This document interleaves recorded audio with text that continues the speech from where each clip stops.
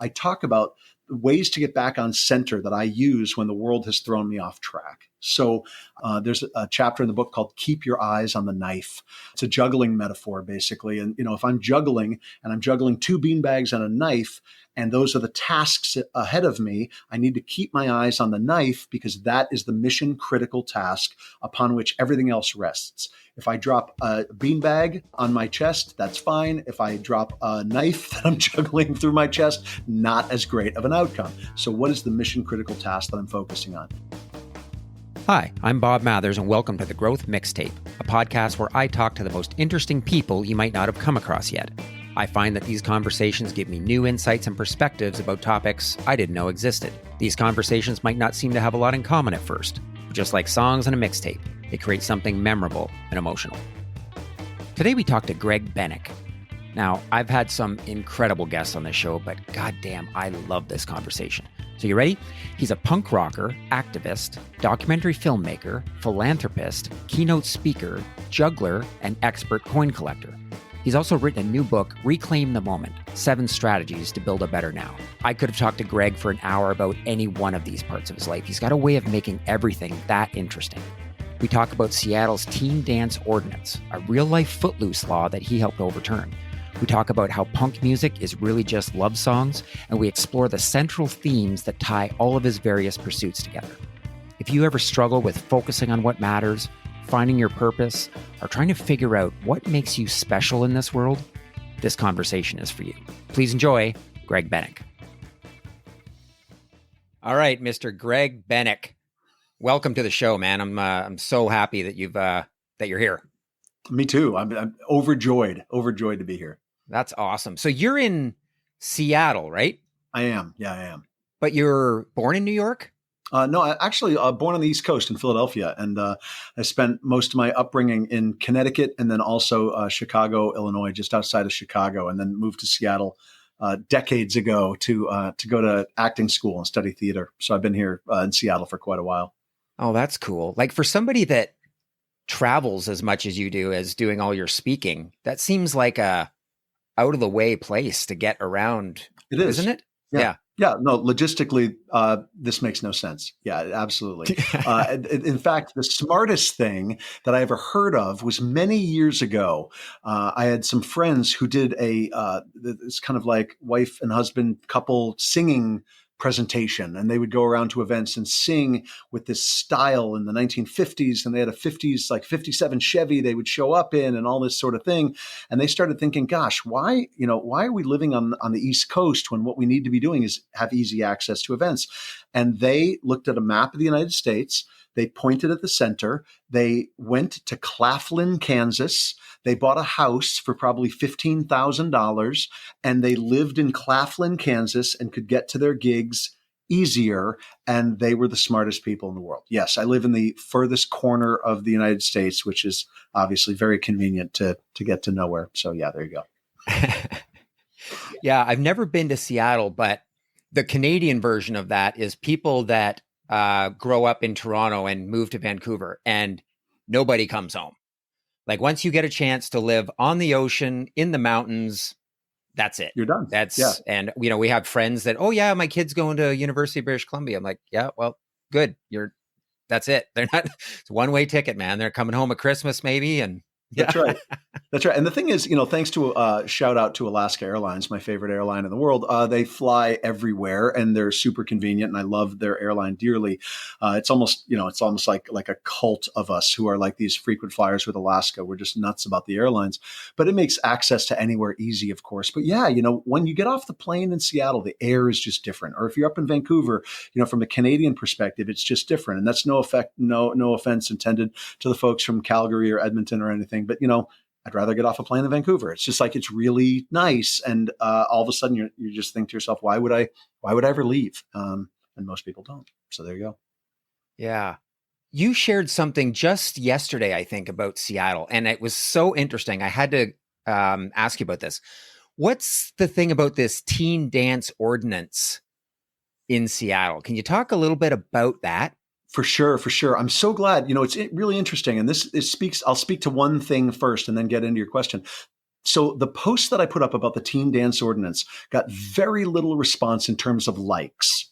And part of my brain went, okay, well, I guess people don't like what I posted. But then I thought to myself, the story of the teen dance ordinance arguably is one of the most interesting parts of my entire life. And it's okay if people didn't react in terms of likes. It's still awesome and valuable. It was a great lesson for me in my own mind of going, you know what? I'm posting things that are meaningful to me, and who's ever along for the ride is great. What's been fascinating is that I've done 2 podcasts since yesterday. Both have asked about the teen dance ordinance, which makes me overjoyed. That tells me that the people who are interested in things that I like are the people I'm connecting with, like you. That's very, very cool. And I'm happy to tell you about it. So back to your question now. The teen dance ordinance was a law in Seattle all the way back to the 1980s, which effectively prevented music and all ages music specifically from happening in the city. Meaning there was a problem in the city's mind that young people were attending these immoral dances and putting themselves in immoral situations that the city needed to step in and protect them from. And in doing so, made it essentially illegal for promoters to put on concerts in the city, and made it illegal for anyone in the city who was, say, 19 years old to be at an event where people, say, 22 years old were. Well, sure, the city's position was that they wanted to keep, quote unquote, kids safe. But our position as people who are advocating for access to music, access for the arts, and development of culture, we thought, yes, we want to keep kids safe too. We want to keep everybody safe, but we want people to have access to music and access to arts and access to avenues for the development of their own creativity. So we started pushing back against the city. And my post yesterday was about changing the system from within. We often think about protest or change as having to come from outside the system. And we've seen recently a lot of protests in the news along those lines. But what we did with the teen dance ordinance was literally go to the city and start knocking on doors and saying, hey, this law is ridiculous. It's based on a law from 1910 that you revised and created this morality law around music and dance, turning Seattle into Footloose, basically. We want kids to be able to, and people to be able to access music, arts, and culture, change the law. And over years of doing that, spoiler alert, but we got the law changed. For those interested in the teen dance ordinance, look up a podcast called Let the Kids Dance. A guy named Jonathan Zwickel created a 7-part podcast miniseries on the history of Seattle's teen dance ordinance and the efforts to overturn it. That is brilliantly done. This was literally like the movie Footloose, and Google it, folks, if you've not heard of it, making dancing and making access to music illegal. And we thought that was utterly ridiculous. The city's argument was, access to music, was inviting alcohol consumption and whatnot. And our position was that this is a liquor and control board issue. Like, this is not a music issue. Don't conflate, I think is the right word. Don't combine the two into one. And we approached it from that perspective for years, from the perspective of, no, kids shouldn't be drinking alcohol. I don't drink alcohol. I haven't had a drink since I was 17. I think access to music, arts, and culture is essential for a community to thrive. So we basically pushed forward for a law to be enacted around that end. And now the city in Seattle not only supports arts and music, but at Seattle Center, metaphorically and literally, the center of the city, there is a city conjoined run venue, a city run venue, basically. City supported and run venue is a better way to say it. Why do they back it? Well, because a group of us decided we wanted the world to look different and wanted our world to look different. And we made it happen. That is, man, I'm so glad I got a chance to ask you about that, Greg. When I was doing some research and digging into what we could cover on today, you're a keynote speaker. I knew you were coming out with a book. I'm like, okay, there's a couple of boxes that make for a good guest. He's got something to say. He's got some good ideas. He's a storyteller. I didn't know you were a documentary filmmaker, a philanthropist, a musician. I didn't know about this teen ordinance. And so I was like, shit, like, what am I how I could have an hour conversation on any one of these topics with him that I'm genuinely really interested in. How am I going to pick one? And now 5 minutes into the podcast, you just added another thing that we're not going to be able to cover in enough depth. I want to touch on music. Like, what is it about music that's been such a big part of your life? Yeah, I think, when I started getting interested in music, it was, friends introducing me as for many of us, to records and whatnot and songs when I was in high school and various songs back in the day. But then, I started to realize that there was the ability for me to engage with music. And I started forming bands with friends in high school and whatnot. And I was interested in punk rock. I happened to be coming up at a time in Connecticut on the East Coast when the punk rock scene, specifically something called the straight edge scene, which was a non-drinking, no drugs, no drinking subculture within punk, was exploding and just really catching on. So all of a sudden I went from being this teenager who was, drinking and having fun with my friends to realizing two things. One, I didn't have to drink to have fun with my friends. And two is that the music that I was enjoying was accessible to me to create. Like I could form a band and be a part of this thing and be generative in terms of my creativity. So that's where that started. And then over the course of my life, rather than do the thing that many people do, which is to say that was fun.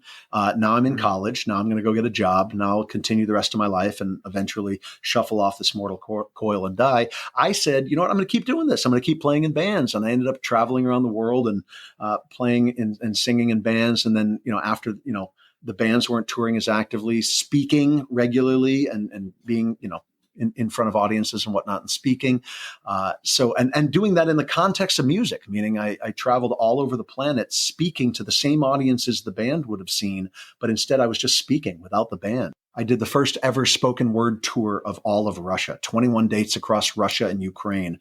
And I was speaking to some nights the same punk audiences that I would have played to with the band. On other nights, speaking at a museum somewhere in the middle of Russia to a handful of maybe punk music related people who had set up the event, but the entire audience is local folks from local communities. It was amazing.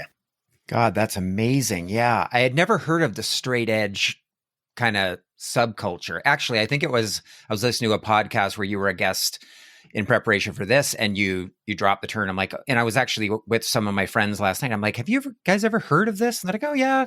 Some of them are pretty, that know a lot about music. I was like, oh shit. So that's really interesting. I had never heard of that. Like when you see punk scene, like I just imagine people in a mosh pit slamming around, and that still happens just without the alcohol piece, I guess. But with a different mindset, right? So, punk has often been equated with nihilism, right? And destroy this and smash that. And I was always really quick to tell people in terms of my band and our record that if people were interpreting it as anger, rage, or nihilism, that they'd missed the point entirely. These were essentially all love songs, not love like, I love you, then you left me, our hearts are broken, woe is us, but rather these were all love songs rooted in passion and a desire for a better reality, a better life, better connections. And if people had misinterpreted them as anger songs, then that was on them, and please re-listen. But, punk went the same way in that it was about nihilism. And some people realized, wait a minute, we don't want this to be the case. We can do better. And it was in Washington, D.C. People started, as the mythology and the truth of it goes, there were clubs where you'd get an X on the back of your hand if you were underage to signify that you couldn't drink. And there was a group of individuals who started to come to these shows having drawn X's on the backs of their hands to say, we don't need your little X saying that we can't drink. We are defiantly placing a giant X on the back of our hands coming to these punk shows saying we won't be drinking. And then it became this sort of movement of positivity and this movement of, because it spread. Evidently it was like the right idea for the right time. And people really latched on to that. So that's really cool that people latched onto the right idea at the right time and just ran with it. So pretty fascinating, pretty cool socially and culturally that happened. Just a personal aside, about 2 years ago, I got sober, stopped drinking. Good. And when I started reflecting on that, I've realized that it was a habit that I created. Like you mentioned 17, I basically created this habit where I wasn't smart enough or funny enough or cool enough. And so I needed this crutch to go out and talk to girls and be, the cool kid. And it kind of did that for a while. But because I never took a break from it my whole adult life, I wouldn't go to a party without having 2 or 3 drinks or, any kind of social setting. And it just made me realize, I've had this habit that I started at 17 and it worked for 17, but I stopped and was like, I don't need a drink to go be funny or social, and I can be charming and I can be funny. And Anyway, it was just really interesting when you mentioned that triggered that. It was like, if I had gotten involved in that scene where I could still let out some of that aggression and be part of a community without needing a few drinks, that maybe I wouldn't have carried this habit around with me for 35 years before one day realizing I didn't need it anymore. Yeah, maybe. I'm just glad that you finally reached that point. Whether the pathway was by way of punk rock, which might have led to you having constant ringing in your ears and being generally disgruntled because your band didn't get signed to a label or whatever it could have been. Maybe you would have ended up woefully disappointed instead. But the path you're on led to this, and that's great. I'm just happy that that you're in that zone of sobriety. That's a great place to be. Yeah, it's been pretty amazing. So a few different things that I've just been making some notes here I want to circle back on, but I did want to come back to something else. I rhymed off a bunch of the things that you've done, and, not just a documentary filmmaker, but of some acclaim. You've won awards, you're a speaker. So you've been successful at a lot of different things. And I'm curious, maybe there's a couple of questions in here, what that common thread is, because I talk to people that are in their late 20s that have been in a career for 5 or 6 years and are looking to do something different. I also talk to people that have been doing the same job for 35 years and are eyeing retirement and are trying to think like, I've been doing the same thing for 35 years. Like, who's going to care about selling, rivets for 35 years? Like, what am I supposed to do? And I think the common thread is that sometimes we can't see how versatile and how valuable and how many different ways we can take this bundle of strengths that we've got and point them in a different direction. You don't seem to have that problem. Like, how do you jump from or take on challenges and do different things all the time? Okay, so let's normalize me for 1 second, because if we set me up as being the guy who's been successful at all these different things, listeners will immediately do what I hope they would do, is to say, I'm not listening to this anymore. I'm not Right. perfect. So let me just say as the beginning of my answer, I've also failed majestically at so many things, right? And the list of things that's left on my resume are not all the things that I've been immensely successful at. We could just as easily argue that I haven't been successful at some of the things that are on my resume. Yes, I've spoken in 27 countries. Yes, I did this spoken word tour of Ukraine and Russia. But did I do 3 more? Did I go to other places? Did I, yes, I did, sure. But did I go to as many as I could have? I could argue also that I didn't do enough, right? So I think it's important that we all recognize that hopefully we're doing the best we can, right? And hopefully we're doing as much as we can in the time that we do have. And hopefully we find some measure of success at those things. Let's jump now to the person who's been selling rivets for 35 years. The person who's been selling rivets for 35 years is on a path that has worked for them for some reason. It's helped them buy a house and a car and start a family and all those sorts of things. And as they're eyeing retirement and thinking to themselves, gosh, what could I do with this? Who's going to care that I sold rivets for 35 years? Well, there's tons of people who are going to care that you sold rivets for 35 years. I mean, how many people in the world have a career path that looks like this? Learned how to juggle, got deeply involved in coin collecting, went and spoke across Russia and Ukraine, ended up as a keynote speaker who does development work in Haiti. I don't know, one, you're talking to them. How many people have led a life where they've thought, you know what, I've been in sales, I can equate sales with other elements of my life, I just don't know how to do that. All of a sudden, boom, 35-year rivet expert comes along saying, I've been selling rivets for 35 years. Let me tell you how to take selling rivets for 35 years and use it as a metaphor for how you connect, using the rivet metaphor, different elements of your life. All of a sudden, that person is entering into retirement, writing a book on rivets and how rivets are an amazing connective tool and a metaphor for how we have relationships with one another. Rivet people, I just gave you $1 million idea. I want you to talk to me, commission basis. The point is that there's an immense amount of value in all the paths that we might take through life, and what might seem like success to somebody else is not necessarily our success. And we can build off the things we do have and make them successful. So there's lots of potential there. Yeah. Well, I really do have a friend that's been selling rivets for 35 years, and he's one of my best friends, but I don't think he listens to this podcast. So I'm not going to say anything. And one day, if I never hear anything, I'll know he didn't listen to this episode. So, well, and if he does, I want 10% of the proceeds for the $1 million idea. Then I'm set. I don't have to do any of this. Absolutely. Anymore. This guy could sell.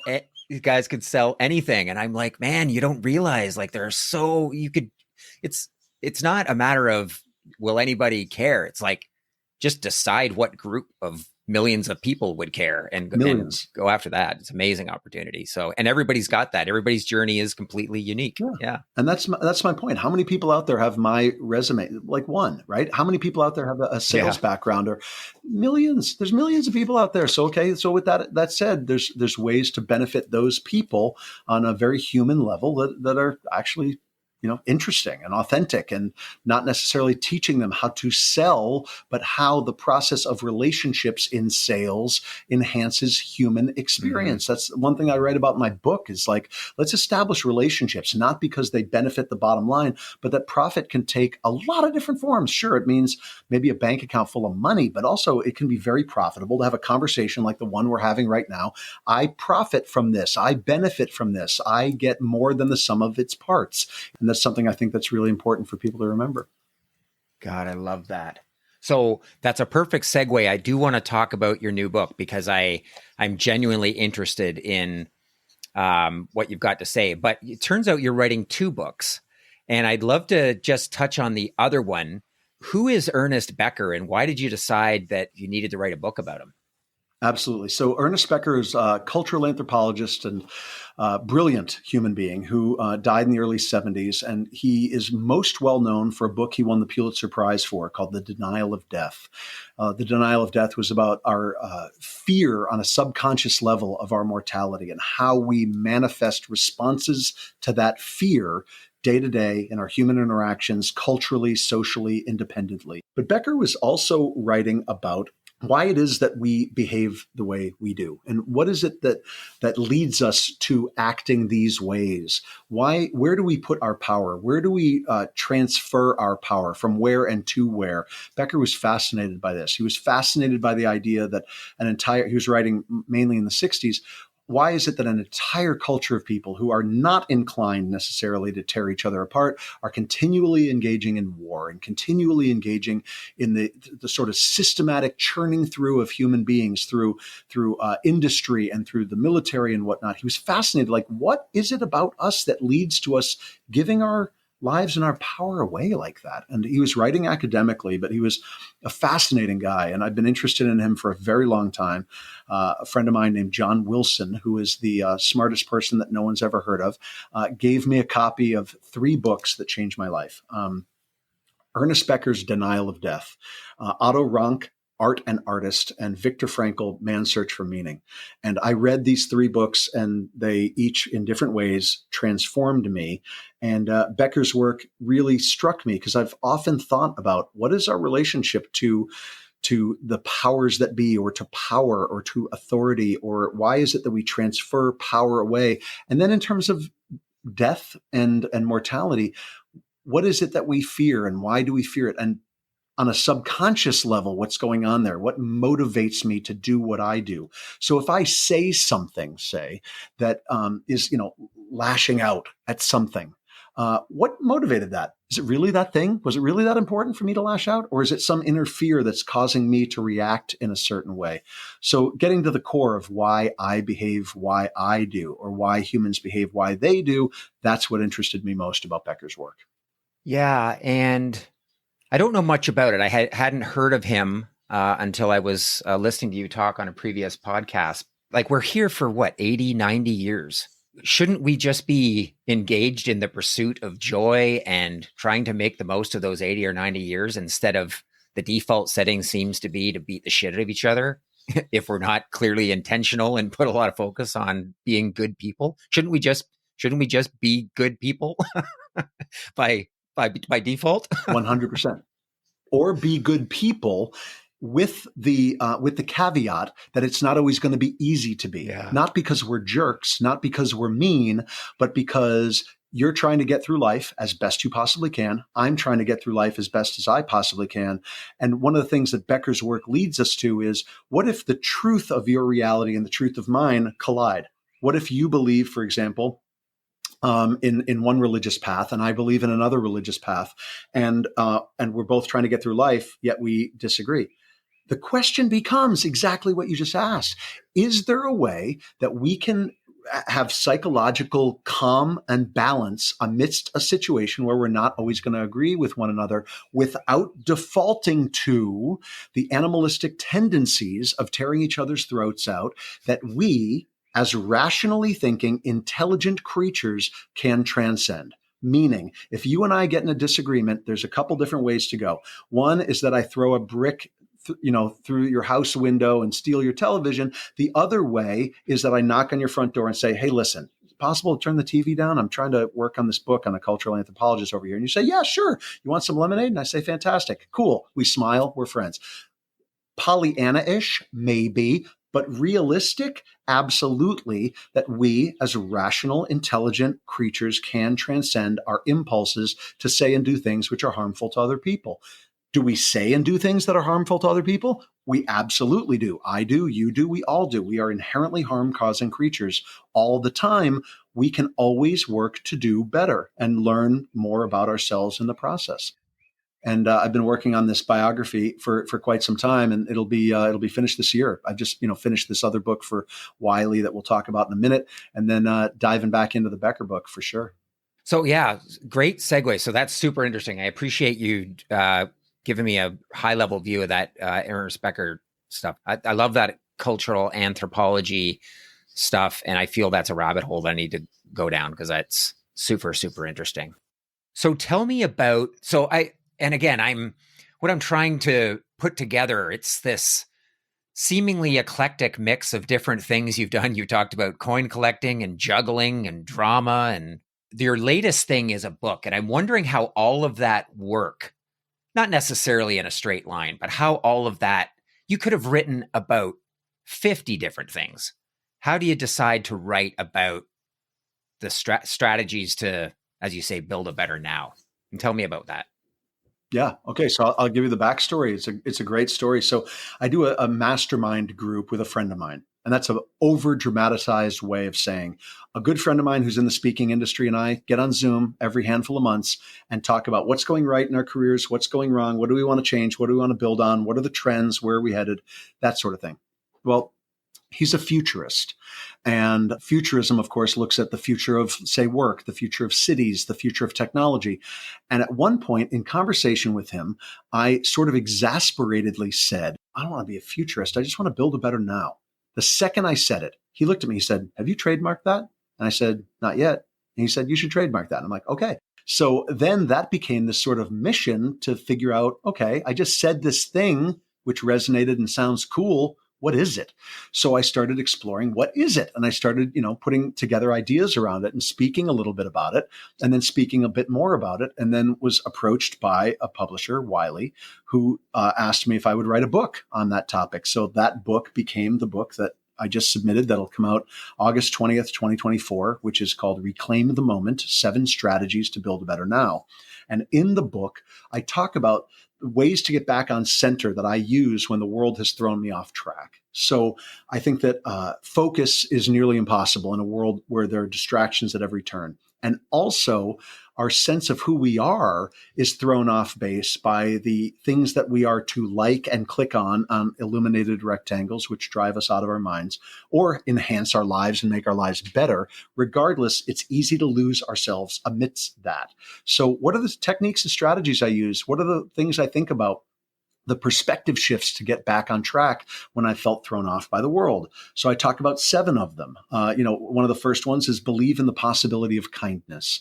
We are all inherently harm-causing creatures. We often default to saying things and doing things that are harsh, unnecessarily so.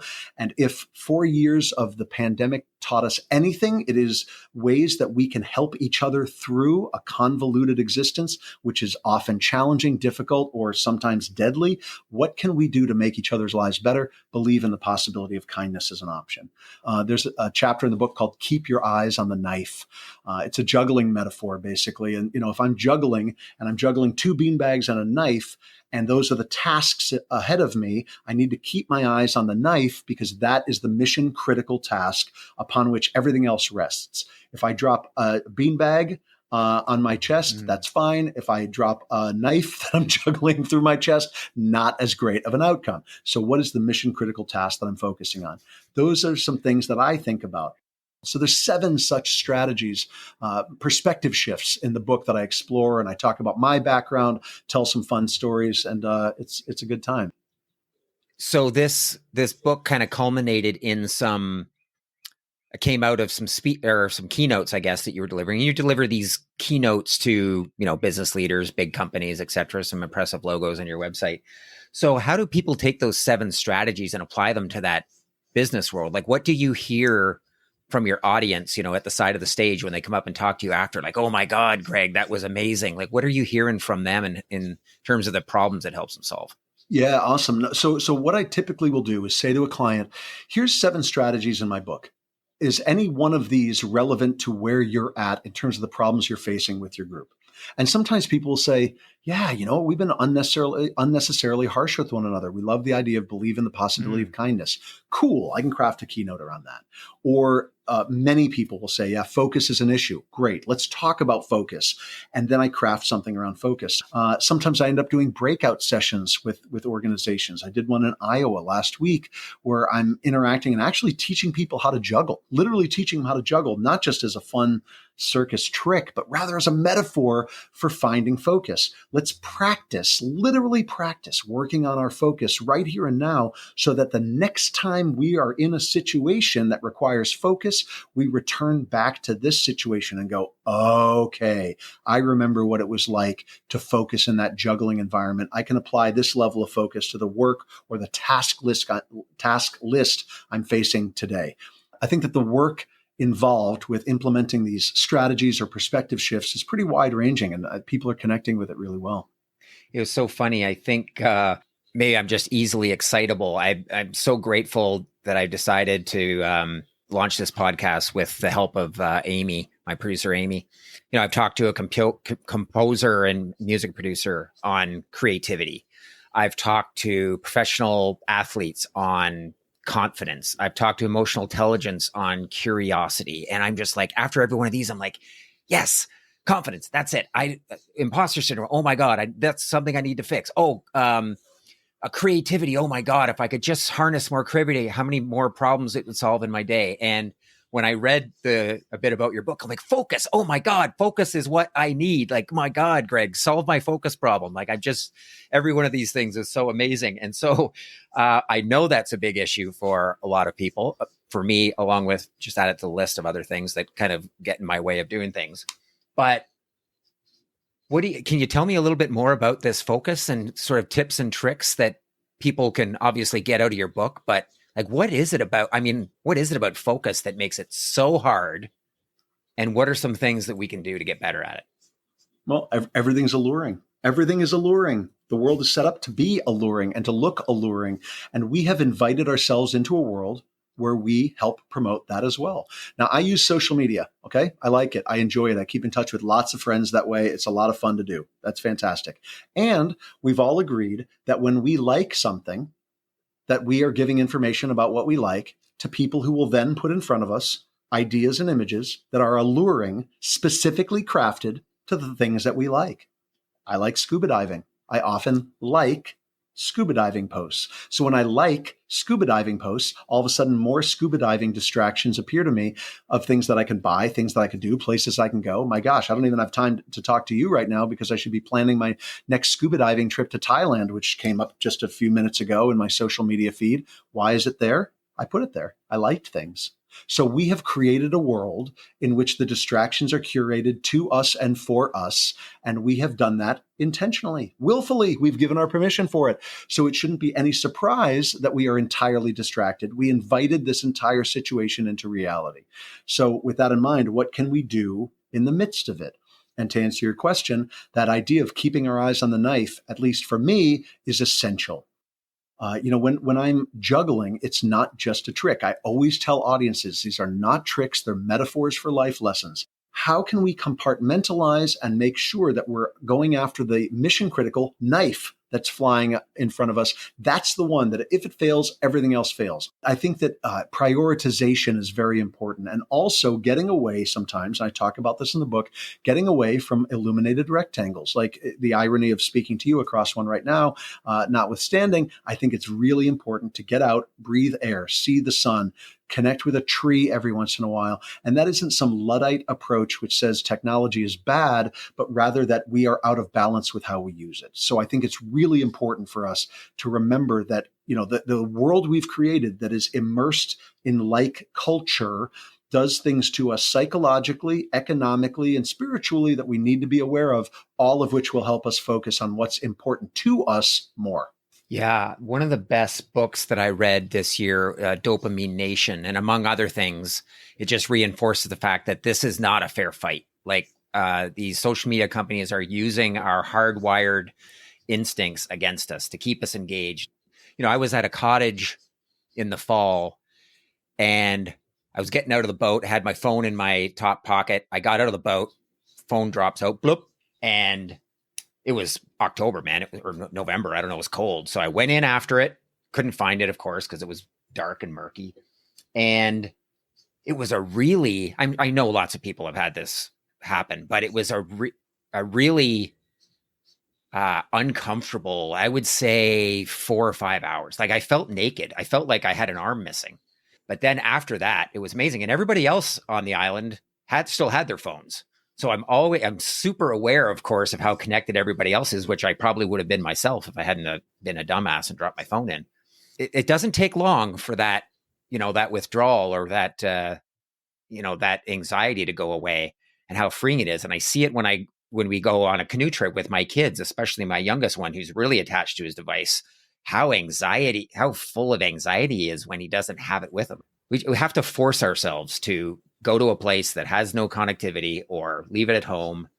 And we all know it's bad for us. We all know we should do it more often. It's a long-winded way of saying, yeah, I agree. So when I'm feeling flustered or convoluted, or when you're thinking to yourself, oh my gosh, I don't like this. Well, you created it. Created it. Okay, so we need to make other choices and step away, even for a moment, from it, which isn't to demonize social media, isn't to demonize technology or the companies connected to it necessarily, but more importantly, primarily our role in it. It's an important one, as you said, to step away from time to time, just to breathe. Like I mentioned, see the sun, talk to a tree, go sit on a rock. Just do that for 5 minutes and then go back in and like 300 posts so that people offer you scuba gear and scuba trips. Have at it, but just be sure to breathe the air every once in a while. One thing I wanted to just circle back on, you were talking about the post around the ordinance in Seattle. It didn't seem to resonate, or at least you didn't generate any engagement on social media, but it was really important to you. And I'm just wondering how, in your keynotes or this book, how do you figure out that content, that stuff that's super engaging to you? And I'm going to put it out there and I don't give a shit if anybody reads it, but I feel really great about it, as opposed to the stuff that to make a living, you kind of need people to care about. Like, I think that's a line that I try to walk all the time too. I find that sometimes I write things that I'm really passionate about and nobody else seems to care. But just like you, I do find that people will approach me, oh my God, I love that you talk to me. So there's the people that engage in social media aren't necessarily the people that really care as much, and the people that you're trying to connect to. I don't know. There's a lot there. I'm all about what you're asking. In fact, I find myself leaning forward with excitement because I'm about to start posting and creating content about things that I like and care about. That's a huge revolutionary statement for myself, because I spent too much time thinking, what should I be writing? Not that I do, but what should I be writing? Shouldn't I write a post or a blog about leadership? Neat. The world needs a lot more of that. It really, really does. So I'm going to be posting about things that I care about. The Teen Dance Ordinance post, amazing example, right? Amazing example. We didn't have a back and forth about the Teen Dance Ordinance post. We didn't have a back and forth about a podcast I was on that mentioned straight edge. You happen to find those things, interpret and appreciate them, and get in touch, and we talked about them. That's way more interesting than getting X number of likes on my post about teamwork. I'm happily posting on a happily post about leadership and or teamwork. However, let's do these things from a more authentic and organic perspective. Otto Rank wrote in a letter to a friend in 1933 that he was taking time off from writing because, as he said, the world suffered from an overabundance of truth, and he suggested that it could not all possibly be consumed. In 1933, he was talking about books. There were too many books. He couldn't possibly read through the books. What would Otto Rank say about all the posts and all the blogs and all the things we create and the content that we are filling the world with? Literally, the guy's spinning like a dynamo in his grave, I'm sure. The point is that let us not create more drivel. Let's just create things that are more authentically interesting. Like, I would much rather you start posting about your passionate love for earthworms and their life cycles and have me not care than you posting about things which are obviously just derivative and have me go, ugh, I don't care. I'd much rather read that than read, just something that's just rehashed, basically. You know what I'm saying? So like, let's create more vital content. I think that sounds like a really fun thing for us all to be doing. Yeah, so do I. I purposely didn't ask you much about coin collecting because I do have a feeling that is absolutely a at least an hour-long conversation, and I'd love to get into that because I know nothing about it. But when you post something about that on LinkedIn, I'm really looking forward. It'll show up in my feed, and I'll be all over it. And maybe it's you and I and a couple of other people coming out of the woodwork. But yeah, that's a great point. Just this. What happens when you put out content that's not there for any other reason other than for you to share something and you click post and you feel amazing about it? Because that's really healthy, because I find myself doing that and I'm like, I don't care whether anybody engages with it. And yeah, I do. Like, I don't want to care. I don't want to admit that I care, but I do care. And so maybe what I need to do is post some stuff that nobody could possibly care about and kind of build up that muscle for being okay with putting something out there. I love it. I would love, and I've thought for years about creating content around coins. I've thought for years about creating coin content. I've thought about creating a keynote around the types of coins I create and what we can learn from them. Can we approach teamwork and leadership from a perspective that is actually genuinely authentic and interesting? Mm-hmm. So, maybe there's a coin metaphor there. In fact, my maybe is more like definitely there's a coin metaphor there. And we could talk about coins for the next 6 hours and I'll never repeat myself and you'll lose all your listeners. But the ones that hang on, they're the ones I want to be friends with. Right. That is so good. Just one last thing. So what are you most excited about now? I would say the book. Seeing where the book goes, seeing where the book leads. And when I say seeing where the book leads, sure, it'd be really nice if people have me come speak. What I also am really excited about in terms of where the book leads is the conversations that are going to come from it and hearing from people what they create as a result of reframing perspectives or reclaiming their moment from a world which has thrown them off center. What happens? What happens in that world? That's what I want to see. Our conversation is one of those things, right? Writing the book led me to being at an event where you and I met. And as a result, we're having this conversation. This conversation will lead to others. That sounds like a really cool, as I talk about in the book, reverberation effect, rather than a ripple effect, which is where a stone drops in a pond and the ripples slowly fade as they get outside to the edges of the pond. Everyone loves the ripple effect idea. I talk about the reverberation effect, where I share an idea with you, and rather than that idea fading over time, you take it, you hear it, you run with it, create something new. You feed it back to me and I go, wow, that, yes. And then it's a series of amplifying one another's ideas. That's what I want to hear about from the book and what comes from the book. I'm fascinated by the idea of what will reverberate as a result. Yeah, I love that idea. And I really do. When I read about the book and around focus, I was serious. I was like, yeah, that sounds really compelling, super interesting. You talked about, kindness and laughter. So I'm looking forward to digging into those 7 strategies. And you're absolutely right. I'll tell you, the hardest part of doing this podcast is the 48 hours after I have a conversation, particularly like this one, because I'm like, oh my God, how did I not ask that? Oh shit. Oh my God. How did he leave that thread just dangling there? I would have loved to follow up on that.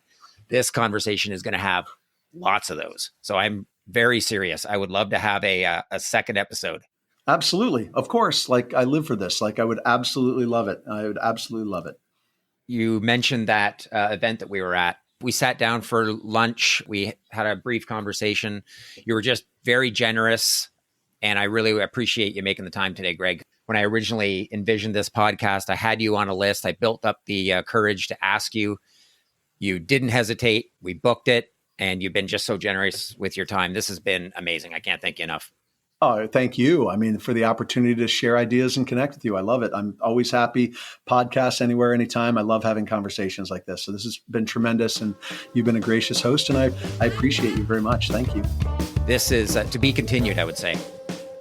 The Growth Mixtape podcast with Bob Mathers is produced by Bespoke Projects. Music by Je-m'appelle Walter Cronkite. If you enjoyed this episode, please take a moment to follow and rate us. When you do this, it helps to raise our podcast profile so that more people can find us. If you want to connect, you can find me on LinkedIn using the link in the show notes.